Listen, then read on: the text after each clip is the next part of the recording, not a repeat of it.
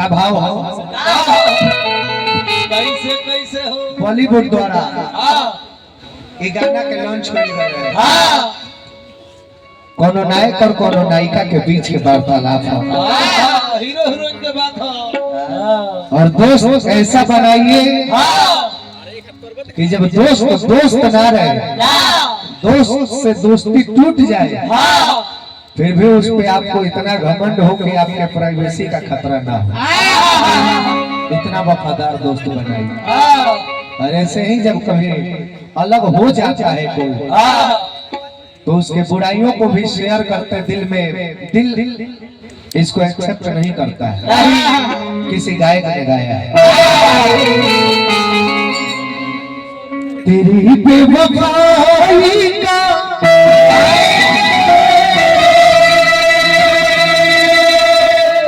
तेरी बेवफाई का शिकवा करूं तो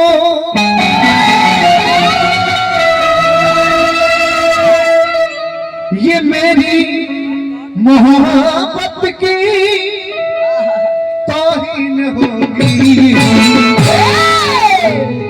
लड़की है लड़का जाके भैया से गले के बाद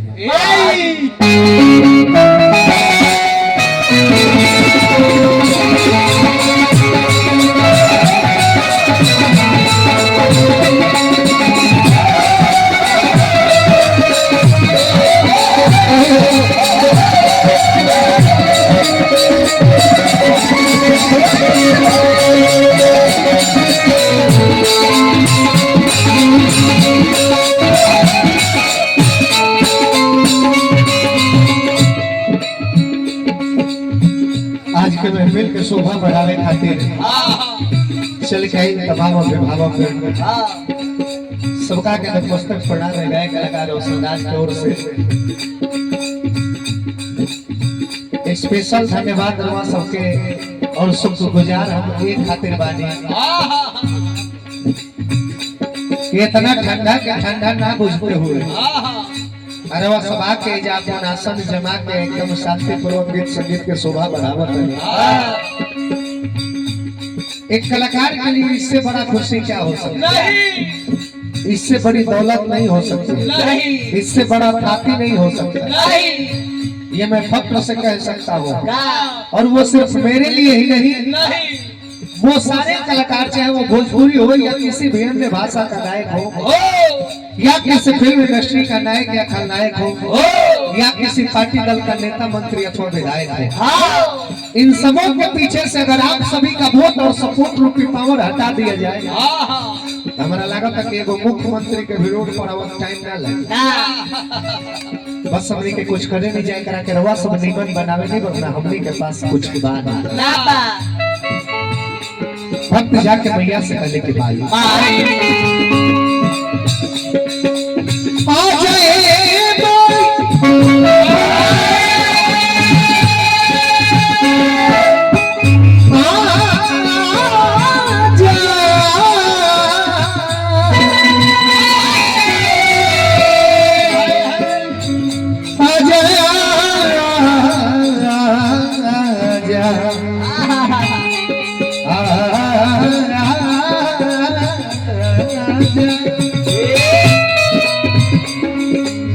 ललनवा के रखला, ललनवा के रखला चरणवा के पीछे अल्लाह जिया बचा लो सभवा के पीछे।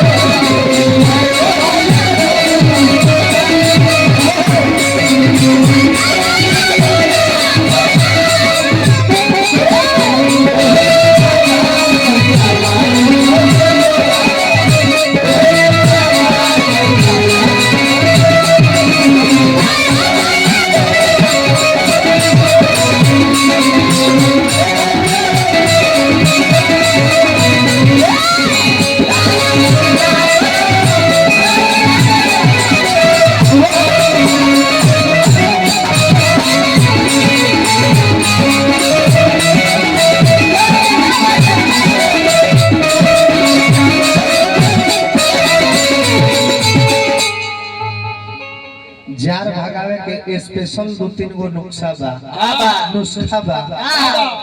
जौन से जार भाग सकेला। वो कौन कला स्पेशल जार भगावे खातिर रुइए हाँ अन्ना तो धुइए हाँ अन्ना तो दुइए। दुइए ये तीनों ना हो तो जार से मुइए। दुइए एकर मतलब समझत बने? ना रुइए के मतलब कि रुई के तो सब गादा उदा होके मोटो रहना बिछाना ओढ़ले ठंडा भाग जाए। हाँ धुइए के मतलब कि धुआं धुकुर को के ताप लिहने का ठंडा भाग जाए। भाग जाए आ दुइए के मतलब गादा रजाई गादा नहीं होके बाकी पातरे चादर होके ओकरा भीतरवा कम से कम 2 आदमी होके के चाहिए। बीजी वाला के सुता ली जो रे हां भाई 2 मित्र दोस्त के हो सोच सकेला। हाँ संजय राय जी नो